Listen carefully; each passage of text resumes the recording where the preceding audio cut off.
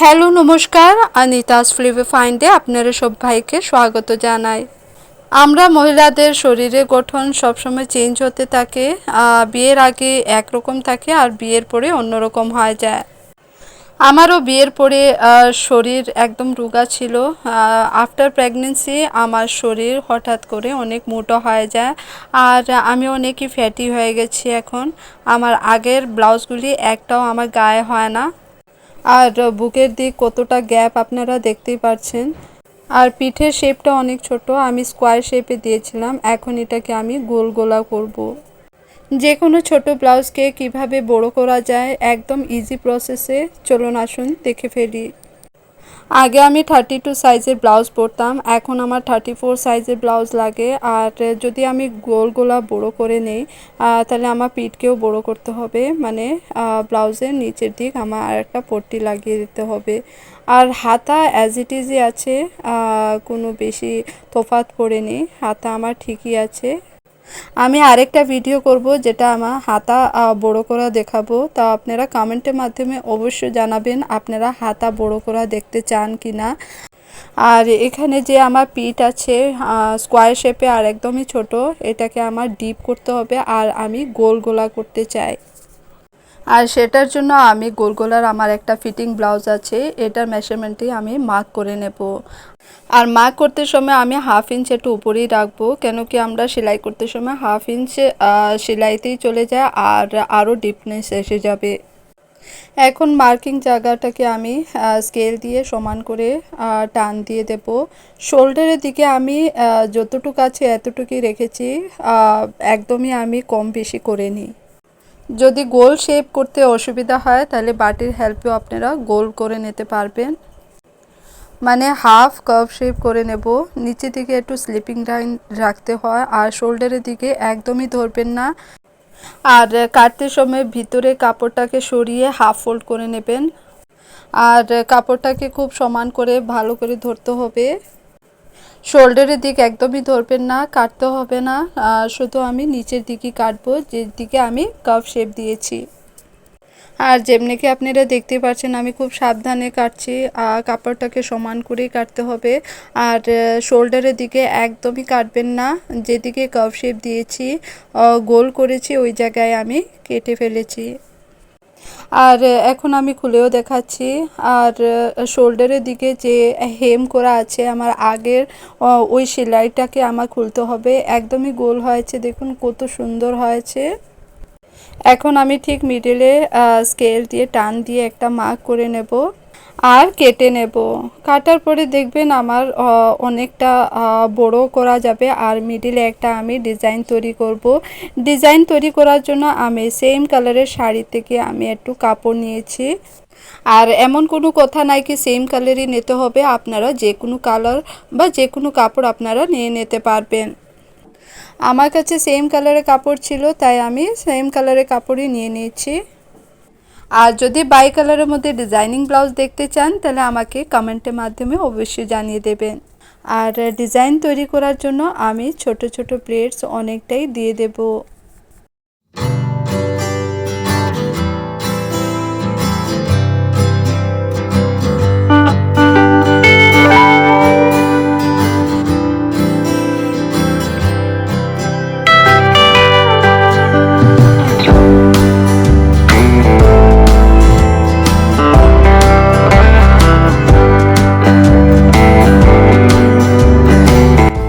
আর প্লেটসটাকে বন্ধ করার জন্য আমি অপোজিট সাইডেও সেলাই দিয়ে দেব।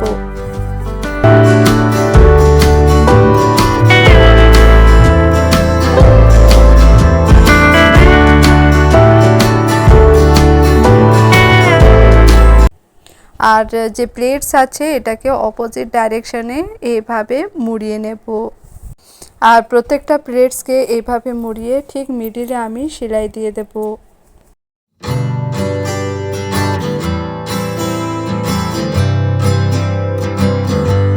যদি আমার ভিডিও আপনারা ভালো লেগে থাকে বা একটুকু ইউজফুল লাগে তাহলে একটা লাইক আর সাবস্ক্রাইব করতে ভুলবেন না। সাবস্ক্রাইব করে পাশে রাখা বেল আইকনকে প্রেস করে অল অপশনকেও প্রেস করে দেবেন, যাতে আমার অল নোটিফিকেশন আপনাদের কাছে আসতে পারে।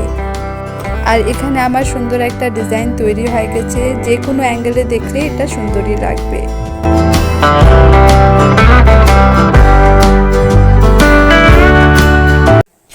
আর যদি আপনারা নতুন ব্লাউজ বানানোর ইচ্ছা আছে তাহলে আপনারা ওই ডিজাইনও দিয়ে দিতে পারবেন, খুবই সুন্দর লাগবে। আমার কাছে ছোট ছোট মতি ছিল তাই আমি মতিও ফিট করে নিয়েছি, এখানে সেলাই করে লাগিয়ে দিচ্ছি, আপনারা বোতামও দিয়ে দিতে পারবেন।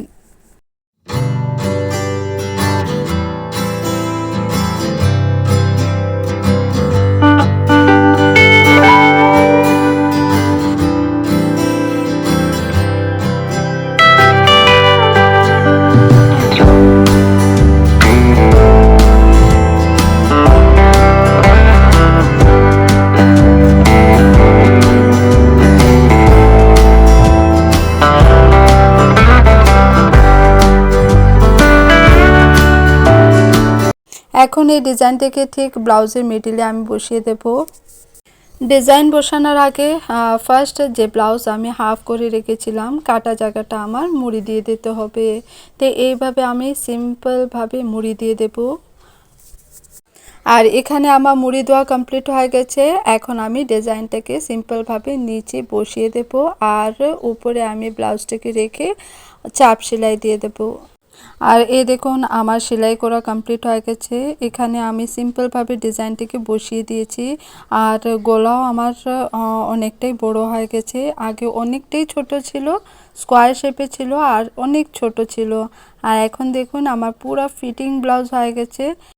এখন শোল্ডারের দিকে তো আমি কাটিনি, ওইটা অ্যাজ ইট ইজই রয়ে গেছিলো। ভিতরে যে হ্যাম আছে আমি এটাকে খুলে দিচ্ছি। সেলাইগুলি খুলে আমি সমান করে কেটে নেব। একটু বাড়তি কাপড় রাখতে হবে, পুরা কাটবেন না। সেলাইয়ের জায়গাটা যেটা হ্যাম আছে ওইটাই আমি কাপড়টাকে সরিয়ে দেব। এই দেখুন ভিতরে কাপড় আমি পুরাটাই রেখেছি, একদমই কাটিনি। ওই জায়গাটা আমার সমান করে শোল্ডারের সাথে সেলাই করে নিতে হবে। এখন দেখুন স্কোয়ার গলাকে আমি গোল গলা করেছি, একদমই ফিটিং গলা হয়ে গেছে আমার। আগে একদমই ছোট ছিল, এখন আমার পুরোটাই ফিটিং হয়ে গেছে। আর যদি আপনারা গলা ঠিক থাকে তাহলে শুধু আপনারা কোনো হ্যাম টেম খুলে গলা ফিটিং করতে হবে না, মিডিলে কেটে শুধু ডিজাইনটা লাগিয়ে দিলেই হবে। যে কোনো কালারে আপনারা ডিজাইনটা দিয়ে দিতে পারবেন বা সিম্পলও দিয়ে দিতে পারবেন। এখন আমার হ্যাম করা বাকি, আমি হ্যাম করে নেব। আমার কাছে সেম কালারের কাপড় ছিল না তাই আমি অন্য যে কোনো কালারের কাপড় দিয়ে আমি হ্যাম করে নেব। আর হ্যাম করতে সময় এটা ভিতরে চলে যায়, কাপড় এমনিও দেখা যাবে না, তাই কোনো অসুবিধা হবে না। শোল্ডারের দিকে দেখতেই পাচ্ছেন আমি এক্সট্রা কাপড় রেখেছি। সামনে আর পিছনের যে গলার শোল্ডার আছে এটাকে মিলিয়ে নিতে হবে।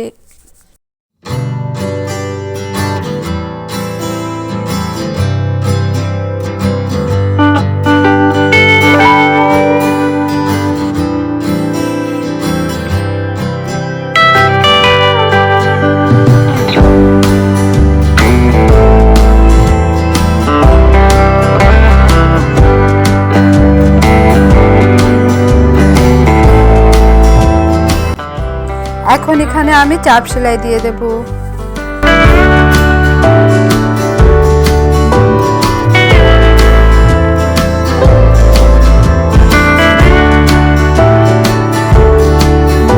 এখন হ্যাম করা বাকি, হ্যাম করে নেব।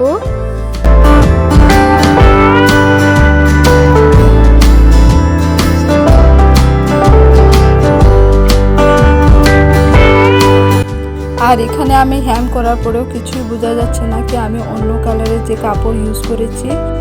ভিতরে যে কোনো কালারের কাপড় আপনারা ইউজ করে নিতে পারবেন।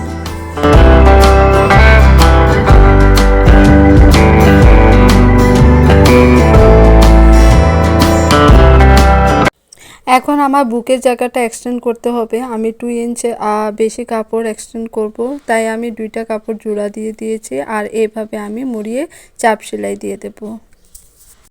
এখন যেভাবে 2 ইঞ্চ আমি বুকের দিক এক্সটেন্ড করেছি কাপড়, সেইভাবে আমি কোমরের দিকেও এক্সটেন্ড করে নেব। এখন আমি সেম কালারের কাপড় নিয়েছি, এমন কোনো কথা নেই কি সেম কালারের কাপড়ই নিতে হবে। আপনারা বুকের দিকেও আলাদা কালার, ব্ল্যাক কালার ইউজ করে নিতে পারবেন বা পিঙ্ক কালার, যে কোনো কালার ইউজ করতে পারবেন। তাও আপনারা যে জায়গায় বুকে লাগিয়েছেন এটা আপনারা কোমরও লাগাতে হবে, পিঠের ডিজাইন দিয়ে দিতে হবে, বা হাতে গলায় পাইপিং দিতে পারবেন, বা হাতেও আপনারা কুচি কুচি বা যে কোনো বর্ডার দিয়ে দিতে পারবেন। সেম কালারে দিলে এটা এক সাইডই লাগবে, আলাদা কিছু লাগবে না।